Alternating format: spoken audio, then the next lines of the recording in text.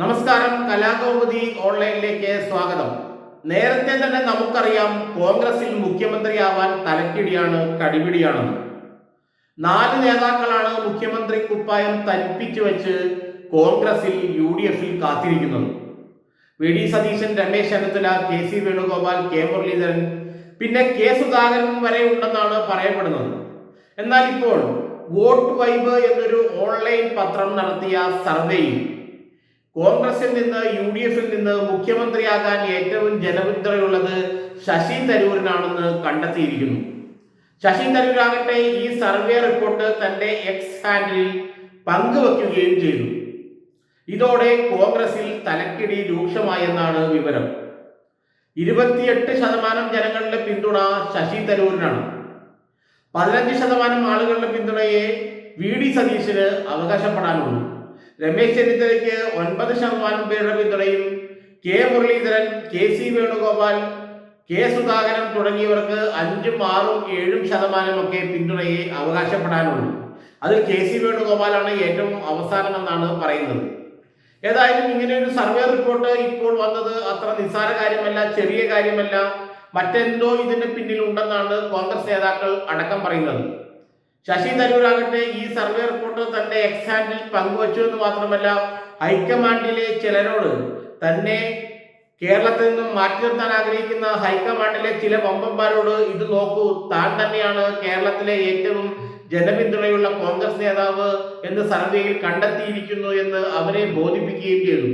ഇനി തന്നോടധികം കളിക്കണ്ട, കാരണം താനാണ് കേരളത്തിലെ കോൺഗ്രസിലെ ഏറ്റവും പിന്തുണയുള്ള നേതാവ്, അതുകൊണ്ട് ഇനി തന്നെ മൂലക്കിരുത്താനുള്ള അളവൊക്കെ കയ്യിൽ വച്ചാൽ മതി എന്നാണ് ഹൈക്കമാൻഡ് നേതാക്കളോട് ശശി തരൂർ പറയുന്നത്. ചിലർ പറയുന്നുണ്ട് ഈ സർവേ റിപ്പോർട്ട് ശശി തരൂർ തന്നെ ഇടപെട്ട് ഉണ്ടാക്കിയതാണെന്ന്.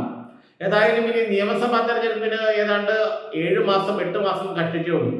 അതിനിടയ്ക്ക് ഇനിയും സർവേ റിപ്പോർട്ടുകൾ വരുമെന്നും അവയെല്ലാം ശശി തരൂരിന് തന്നെയായിരിക്കും മുൻതൂക്കമെന്നുമാണ് ചില കോൺഗ്രസ് നേതാക്കൾ കളിയാക്കി പറയുന്നത്. കാരണം ശശി തരൂരിന്റെ കയ്യിലുള്ള അത്രയും, അല്ലെങ്കിൽ ശശി തരൂരിന് സ്വാധീനമുള്ള അത്രയും PR ഏജൻസികളൊന്നും കേരളത്തിലെ മറ്റ് കോൺഗ്രസ് നേതാക്കൾക്കില്ല എന്നാണ് ഇവർ പറയുന്നത്.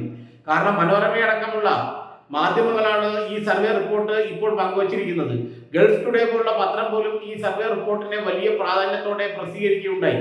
കാരണം ശശി തരൂര് കേരളത്തിലെ കോൺഗ്രസിലെ ഏറ്റവും പ്രമുഖനായ നേതാവെന്ന് മാത്രമല്ല, മിഡിൽ ക്ലാസിന്റെ ഇടയിൽ ഏറ്റവും പിന്തുണയുള്ള നേതാവാണ്, ജനപിന്തുണയുള്ള നേതാവാണ് തരൂർ എന്നതുകൊണ്ട് തന്നെ പല മാധ്യമങ്ങളും ഈ സർവേ റിപ്പോർട്ട് എടുത്ത് പൊക്കിപ്പിടിക്കുന്നുണ്ട്.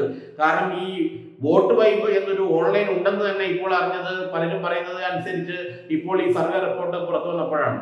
ഏതായാലും കോൺഗ്രസിൽ ഇതൊരു ആശയക്കുഴപ്പം രൂക്ഷമാക്കിയെന്ന് മാത്രമല്ല, CPM-ലും ചെറിയൊരു ആശയക്കുഴപ്പം ഉണ്ടാക്കാൻ ഈ റിപ്പോർട്ട് ഉപകരിച്ചു.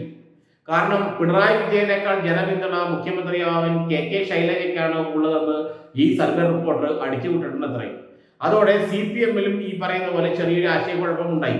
കാരണം ശൈലജ ടീച്ചറിന്, KK ശൈലജയ്ക്ക് അടുത്ത തവണ തെരഞ്ഞെടുപ്പിൽ മത്സരിക്കാനേ കഴിയില്ല. കാരണം 2 തവണ തുടർച്ചയായി മത്സരിച്ചവർക്ക് CPM-ൽ സീറ്റില്ല.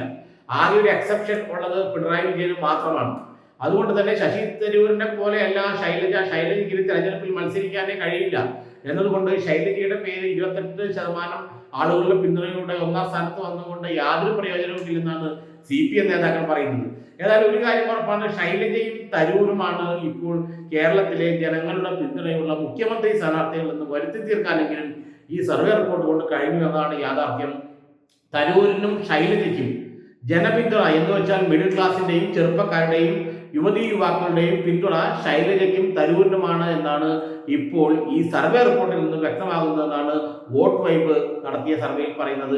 അതിലെത്ര കണ്ട് ആധികാരികത കണ്ടെന്നൊന്നും ഒരു പാർട്ടിക്കും അറിയില്ല.